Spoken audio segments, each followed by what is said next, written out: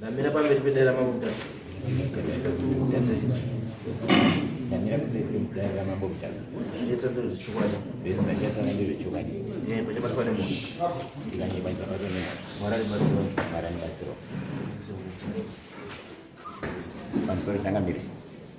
Pansor ada. Ino yangu ni mkoma na yagara. Ino yangu ni muruma kagara. Murumo yanga karora mwanangu bashai. Sasa baba kashaika mwanangu hapana kana chaka mbu batiso kuti baba pfume nyuka na kuita sisi. Saka ngwese idachimbuka kwaza na kapasa kumbu sanganisani ndinzwisani. Saka ndikuona pasina chiri kubuda. Saka ndamunza kuno. Wakadore. Asante akanguya ne $80 ekuzisa. Ni 300 yaka na contract mwana sheikh. Mukadzi wa sheikh.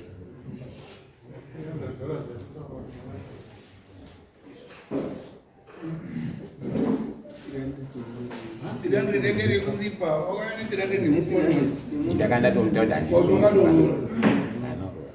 ndakatosumuka ndakatoti handisumuki kana musinodini musina kudii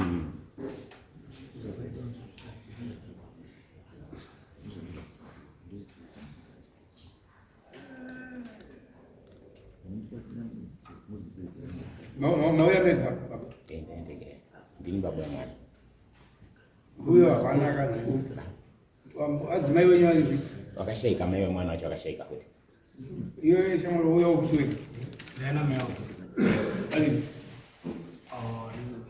Wewe ndio na basi. Izabidi nyazi no yawantu wali wairika muzaka. Kwenda muyachita bwanzi chakamuitira nana. Kuda ku conversation ya family ani. Kana linda Ndio mbele ndio mnano ndio $300 ekuzisa kuti mwana sheikh.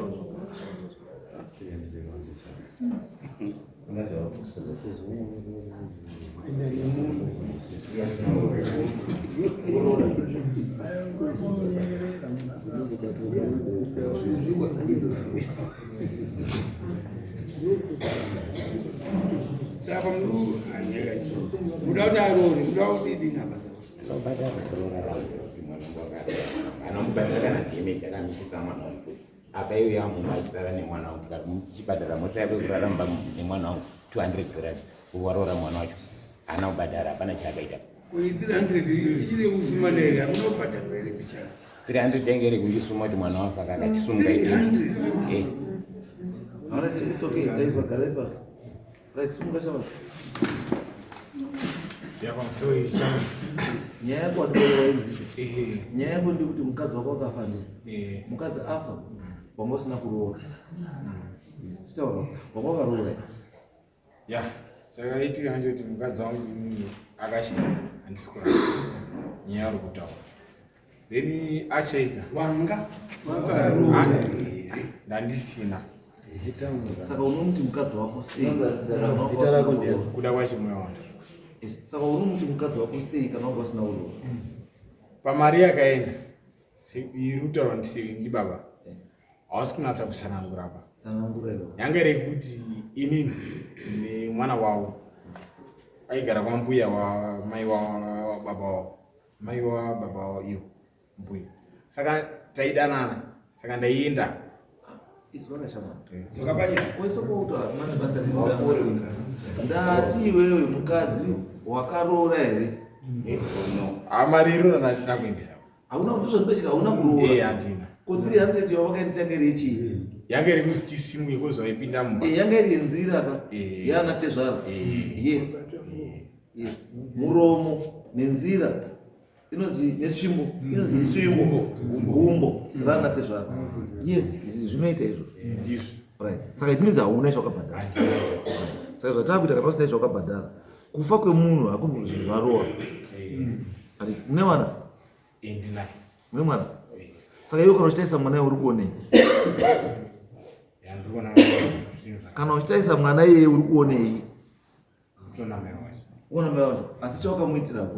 unozotanga kuti ndokuti mukadzi ucharoora musagare zvakanaka ichiwa saka zvaunoita iwo anombita nenyara dzemwana wangu izvo mune makusvika ungameka munhu akafasha mwana anotirwa nyaradzo kana kuchena ichiwa ichuza rakavana uri wechechi vamwe mauda nyaradzo asi isusu inkari kuti munhu anoitirwa chii anoiswa achichenura netsvitsa kana zvese nyaradzo nechenura netsvitsa zvese we are not one.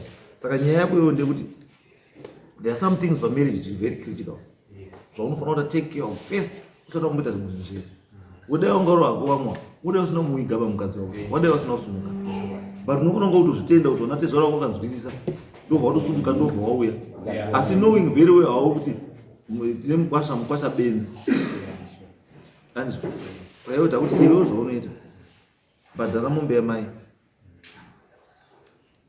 handiti wobhadhara mukono wababa wedanga handiti then wobhadhara part rusambo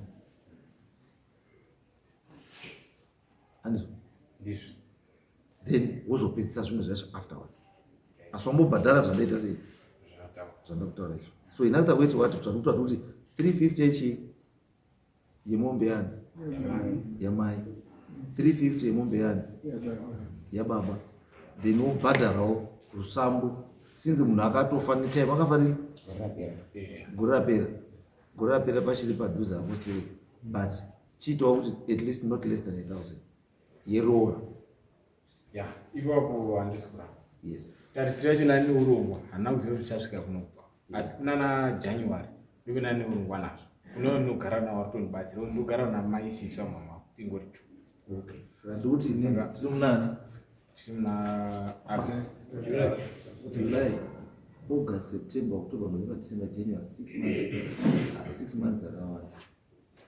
Takambomba latitude yacho kubva gore rapera patakawiga mwana tikati zvasara unouya nazvo lini akati ndinouya nazvo muna December gore rapera tikuti isusu ka chiitwa kuti iwewe mai ari akashayika mai mwana akashayika so what you need to do now pakufanira pazikanwa kuti tete anzani muning'ina kana sisi wamai anosara pawana aripo ndiye anotora mombe iyoyo asi sinzi wasati warongeka uyo ari aripo chimbobhadhara mombe yake nhasi date tatinazve August tina July August by end of September ingawambobhadhara 350 yababa yemombe yemukono then toti by December obhadhara yamai then January February obhadhara rusambo rinoonekera chibva yamanyoresa madhesi ausati waenda nyorai madhesi kuti zviti fall after kumuteera here isusu right chiendai